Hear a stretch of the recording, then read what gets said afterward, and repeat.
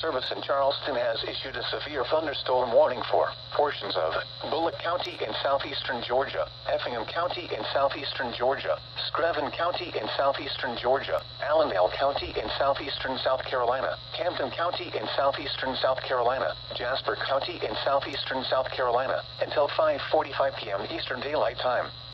At 4:39 p.m. Eastern Daylight Time, severe thunderstorms were located along a line from 6 miles southwest of Burton Ferry Landing to over Stilson, moving east at 25 miles an hour.